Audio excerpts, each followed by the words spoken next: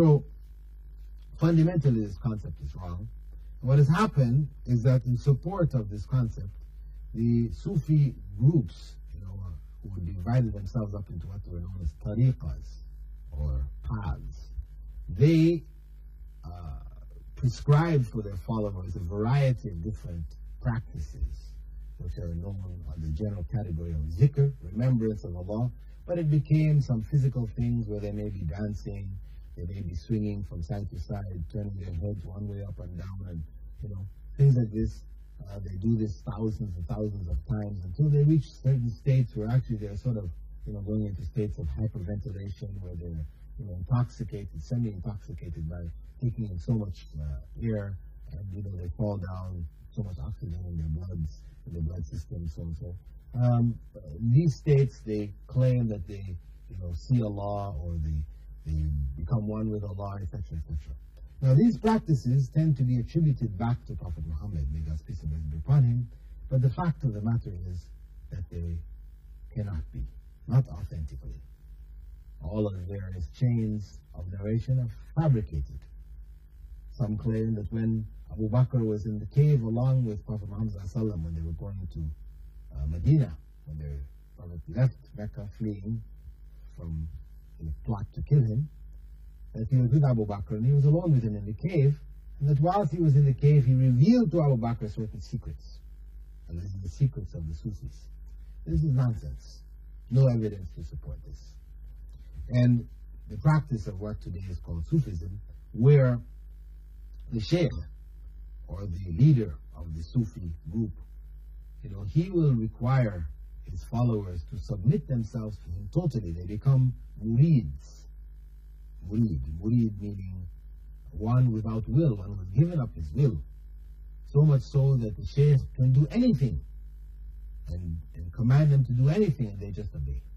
And they are told not to interpret the actions of the Shaykh, because he is, they cannot understand, he has a special communication with God, and what they see is not necessarily what there is. So you will find in some communities where these individuals, they're called peers and a variety of other names given to them, may be involved in forms of corruption. But the followers are told not to understand it as corruption, but to understand that it has special meaning. As in the case of Khidr, who, when he was with Prophet Moses, he broke a boat. Moses saw this, and God's peace and blessings be upon him, as something bad. He destroyed a people's property. But then Al-Khidr went on to explain to him that really he was saving that boat by putting a hole in it and causing it to sink, because there was a king coming who was taking people's property, and by sinking the boat, he saved the boat for the people. So this was something. So they say that these Sufi sheikhs or peers, etc., are like Al-Khidr. But this is nonsense. Al-Khidr received revelation. Many scholars hold that he was a prophet of Allah. And all of the evidence points to the fact that, in fact, he was a prophet of Allah. So they cannot compare themselves to Al-Khidr, who received revelation, understanding, having knowledge of the unseen through revelation. Gabriel coming to him, informing him of things which were not known. Average human being doesn't have this. So these so-called peers, etc., who are involved in corruption are corrupt. And we should not be deluded by their actions. Some among them will make claims to their followers, which will draw them, into their fellowship. Among them, well-known individual who claims today, he's quite popular in Europe and has brought many followers behind him. He's originally from Cyprus, and he has followers in Sri Lanka, in Malaysia, a number of places in the world. He claims to his followers that if they accept him, that he will deliver their soul at the time of death. The angel of death will not take their soul, but he will be there to take their soul and pass it into the next world. And that when the angels come to question them in their grave, he will answer the questions for them. So these extravagant claims are, obviously claims which ensures the followers that they're going to paradise, are false, delusional, very dangerous. This individual, he claims that, he prays, when he prays wherever he is, he's praying at the same time in hundreds of other locations around the world. He prays at Mecca. At the same time he's praying where he claims these kind of, very dangerous claims. And of course, when he comes amongst his followers, they fall all over him, kissing his hands, his feet. They're told not to, when they walk away from him, they should not walk turning their backs to him. They should walk away, feet first. And this is something that people didn't even do with the Prophet Muhammad, may God's peace and blessing be upon him. The Prophet's companions did not walk away from his presence, walking backwards away. They walked away as they normally did. But this man, his followers are commanded not to turn their back on him. So, this, which represents Sufism today, is a great distortion, a deviation, and another religion in and of itself. Though it associates itself with Islam, it may involve prayer to some degree or fasting or whatever, and it takes Islamic labels and names and things, in fact it is another religion. Now, where some people have been designated as Sufis by these latter-day deviants,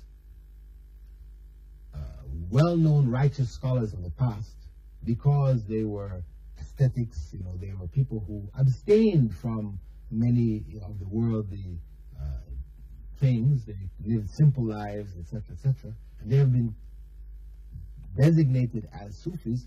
Their designation doesn't make them Sufis. They were righteous, pious Muslims. So, what is said here has nothing to do with those individuals, righteous individuals of the past, who were known for their piety, etc., but whom people later attributed to them a variety of things. These attributions we don't accept. That they were Sufis, we don't accept. That they were pious, we accept. And Islam invites to piety. Islam invites to abstinence. Prophet Muhammad told us that the best provision that we can take from this life is the bare minimum. This is a statement of abstinence. That we should not accumulate around ourselves too much of the things of this life.